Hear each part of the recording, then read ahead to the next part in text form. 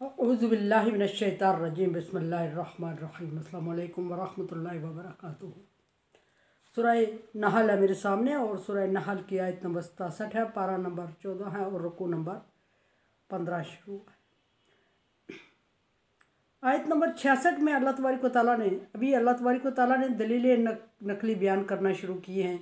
और दलील नकली बयान करने का मकसद यह है कि इंसान गौर व फिक्र करे और तौहीद बारी ताला पर यकीन कामिल हो उसका, और ये सोचने पे मजबूर हो, तफक्कर करे, तदब्बर करे और ये सोच विचार करे कि ये जितनी नेमतें अल्लाह तबारक व तआला ने दी हैं या अल्लाह तबारक व तआला गिन के मुझे बता रहा है, क्या इसमें अल्लाह तबारक व तआला के साथ कोई और साजी या शरीक है, या क्या ऐसा कोई इंसान कोई दूसरा कर सकता है इस तरह के काम। और फिर दूसरी बात यह है कि दलील नकली के अलावा अल्लाह तबारक व तआला ने मुनकरीन और मुशरिकीन के उन ऑब्जेक्शन के जवाब दिए हैं कि जिसमें उन्होंने ये कहा कि जब इंसान रेज़ा रेज़ा हो जाएगा और हड्डियाँ हड्डियाँ हो जाएगा और ज़र्रात में तब्दील हो जाएगा, बखारात में उड़ जाएगा, तो क्या उसको नए सिरे से पैदा करना या उसको सामने लाना और उससे पूछ गिछ करना, क्या ये मुमकिन है। तो उनके सबूत के लिए अल्लाह तबारक व तआला इंसान को मुश्किल से मुश्किल चीज़ की तरफ मुतवज्जे करके उससे सवाल पूछ रहा है कि ये काम क्या आसान है या कोई और कर सकता है। दो चीज़ें इससे साबित है, एक उन मुशरिकीन के सवाल का जवाब कि कैसे ज़िंदा होगा इंसान और कैसे उससे हिसाब लिया जाएगा, और नंबर दो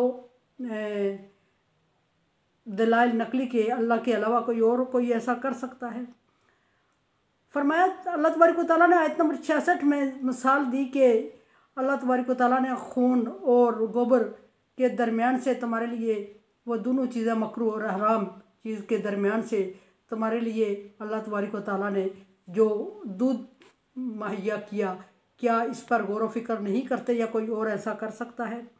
आयत नंबर 67 में अल्लाह तबारक व तआला दूसरी दलील बयान फरमा रहे हैं और फरमाया कि वमिना समारात नखील व अनाब, और फलों की तरफ देखो, खजूरों और अंगूरों की तरफ। खजूर और अंगूर का अल्लाह तबारक व तआला ने स्पेशल ज़िक्र फरमाया कि इन्हीं से अल्लाह तबारक व तआला ने तुम्हारे लिए हलाल फ्रूट और ख़ुराक का इंतज़ाम किया और इन्हीं में से एक चीज़ हराम पैदा की जिसे तुम्हें मना फरमाया। खजूर और अंगूर एक ही तरह के काम करते हैं कि जब इनको फ्रूट के तौर पे खाया जाता है तो ये जायज़ और हलाल और बहुत सेहतमंद होते हैं, और जब इन्हीं में से एक जूस निकाल के एक मखसूस टाइम तक उसको रखा जाता है किसी बंद जार में, और जब वो खुशबू देने लगता है या बदबू देने लगता है जो भी हो, तो उस शराब कहलाता है और वो नशा भी दे देता है इंसान को और उसको हराम करार दिया। फरमाया कि इन दो फलों की तरफ देखो, इन्हीं में तुम्हारे लिए फ़ायदा भी है और इन्हीं में तुम्हारे लिए नुकसान भी है। बाज़ उलमाए कराम ने लिखा है कि ये उस वक्त आयत नाज़िल हुई थी जब शराब हराम करार नहीं दी गई थी। बहरहाल उस चीज़ से हम नहीं गर्ज लेते, बात यह है कि वही एक ही फ्रूट से पैदा करदा दो चीज़ें हैं, एक फ़ायदा मंद है और एक नुकसानदेह है। नुकसानदेह इसलिए कि शराब के पहली बात यह है कि उसको हराम करार दिया, दूसरी बात यह है कि बीमारी का सबब है। बीमारी क्या है कि उससे अकल ठिकाने में नहीं रहती, इंसान का जहन उलझ जाता है, दिमागी तौर पे वो फतूर में दिमाग उसका फतूर में पड़ जाता है। ये एक बहुत बड़ी बीमारी है और यही फ्रूट है जो जिस्मानी सेहत के लिए और जहनी सेहत के लिए बहुत ज़रूरी है, और ये खजूर में शफा है।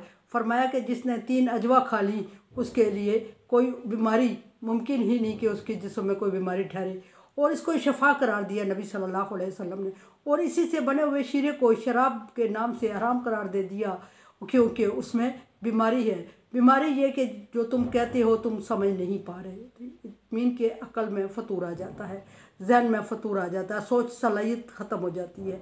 ये बीमारी है बहुत बड़ी, जहनी तौर पे इंसान को बीमार करता है। उसी फ्रूट से निकला हुआ जूस, जिस फ्रूट को खाने से इंसान की जिस्मानी और जहनी तक़वियत हासिल होती है इंसान को, उसी से निकला हुआ जूस एक ख़ास वक्त तक अगर रखा रहे तो जहनी तौर पे बीमारी का सबब, जिस्मानी तौर पे बीमारी का सबब बनता है।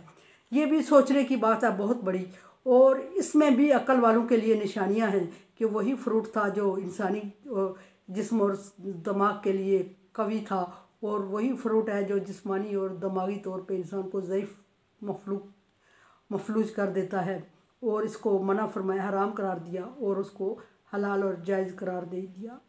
ये अल्लाह तबारक व तआला की कुदरत है कि एक ही फ्रूट को दो तरह के नफ़े और नुकसान में रखा, और उसमें नफ़ा भी है और नुकसान भी है, और नफ़ा किस सूरत में है और नुकसान किस सूरत में है, और नफ़ा फ़ायदा किस सूरत में है उसको हलाल और जायज़ करार दिया और फ़र्ज़ करार दिया। बल्कि इंसान जब अपनी सेहत का ख्याल रखे और उसके पास अल्लाह तबारक व तआला की नेमतें हों, तो वो उन नेमतों को इस्तेमाल करते हुए अपनी सेहत को मज़ीद फ़ाल कर सके, उसमें उसके लिए हकूक़ुल नफ्स है और ये बहुत ज़रूरी होता है। और उसी चीज़ का जब दूसरी सूरत में इस्तेमाल किया जाए तो वो उसको इंसानी सेहत के लिए जब नुकसानदेह हुआ तो उसको अल्लाह तबारक व तआला ने हराम भी करार दे दिया। ये एक सोचने की बात है और समझ रखने वाले के लिए इसमें निशानियाँ हैं। और इसलिए इन दोनों फ्रूट को ज़िक्र फरमाया कि इन दोनों फ्रूट की तासीर एक जैसी होती है, और इन दोनों फ्रूट का इस्तेमाल में दो तरह के नफ़े नुकसान एक जैसे होते हैं। बाज़ मुफक्किरीन ने इसमें किसी और फ्रूट के जूस को भी यही करार दिया कि जब उसकी रंगत और उसकी खुशबू बदल जाए और वह नशा देने लगे तो वही शराब कहलाती है। लेकिन इन दोनों को कुरान पाक ने खुद से ज़िक्र फरमाया। फिर फरमाया कि अनाब और नखील वल अनाब, ये खजूर और अंगूर, तत्ताहिज़ूना मिन्हु सकरा, इसी से तुम नशा हासिल करते हो यानी शराब बनाते हो। व रिज़्क़न हसना, और इसी को रिज़्क़ हसना के तौर पर इस्तेमाल करते हो। रिज़्क़ हसना फ्रूट की सूरत में खाना, और सकरा इसको शराब की सूरत में तहलील कर देना, ये दोनों। और सकरा को हराम और हसना को जायज़ हलाल करार दिया। फरमाया कि इन्ना फ़ी ज़ालिका आयातुन लिक़ौमिन याक़िलून, इसमें भी बहुत बड़ी निशानियां हैं, लेकिन हर इंसान के लिए ये निशानी भी नहीं है समझ आने वाली। याक़िलून अक्ल रखने वालों के लिए निशानियां हैं। जिसको अक्ल समझ और शऊर होगा और वो इसको समझेगा और इस्तेमाल करेगा और इसकी नफ़े और नुकसान पर गौर व फिक्र करेगा और अल्लाह तबारक व तआला की कुदरत उसके समझ में आएगी। लेकिन जिसको शऊर और अक्ल नहीं है वो सिर्फ़ इसको समझ के खा लेगा, फ़ायदा उठा लेगा, और किसी को तो इतनी समझ भी नहीं होती कि ये सेहत के लिए अच्छा है या ये चीज़ सेहत के लिए बुरी है। इंसान उसको बस जायका समझ के कभी खा लेगा, मिल गया तो उसने खा लिया, नहीं मिला तो नहीं, ख्याल ही नहीं आया। और किसी ने इसको सिर्फ जायका समझ के खा लिया, किसी ने इसको सेहत समझ के खा लिया, और किसी ने शराब को हराम समझा ही नहीं पी लिया, और किसी ने हराम को सिर्फ अल्लाह का हुक्म समझ के शराब को छोड़ दिया। उसके नफ़े और नुकसान से आगाह सिर्फ अक्लमंद लोग होते हैं। हर बंदा इसके नफ़े और नुकसान से आगाह नहीं होता। सो कम अक्लों के लिए अल्लाह तबारक व तआला ने शरीयत करार देते हुए इसको हराम और हलाल करार दिया, और अक्लमंद इसमें सोच विचार भी करते हैं और समझते हैं कि कहाँ इसमें नुकसान क्या है हमारे लिए और फ़ायदा क्या है इसमें हमारे लिए। कौमिन याक़िलून। तीसरी मिसाल अल्लाह तबारक व तआला ने शहद की मक्खी की बयान फरमाई, और याद रहे कि नहल शहद की मक्खी को कहते हैं, और इसी निस्बत से जो अभी आयत मेरे सामने है सूरह नहल नाम रखा गया इस सूरत का। औहा रब्बुका इलन नहल, और तुम्हारे रब ने शहद की मक्खी को वही की। वही कैसे की? वही तो पैगम्बरों को हुआ करती है। वही की किस्में होती हैं, उसको इल्का किया, उसके दिल में डाली बात, उसको हदायत की, उसको समझ बूझ दी, ये भी वही की एक किस्म है। और वही के 26 दर्जात होते हैं, और सबसे कम दर्जा इल्का होना, और इल्का ये कि ख्याल होना, तसव्वुर करना और फिर उस पर अप्रोच करना, समझ बूझ रखना और उसको हासिल करने की कोशिश करना, उस राह को इख्तियार करना, अच्छे रास्ते को, उसको इल्का कहा जाता है। तुम्हारे रब ने शहद की मक्खी को वही की अन तत्ताहिज़ी मिनल जबाल बियूता, कि ये पहाड़ों में, दूर दराज पहाड़ों की चट्टानों में, दूर दराज इंसान के बनाए हुए खंडरात में, दूर दराज जंगलों में, दरख्तों के झुंड में वो अपना ठिकाना इख्तियार करे, बियूता घर बनाए।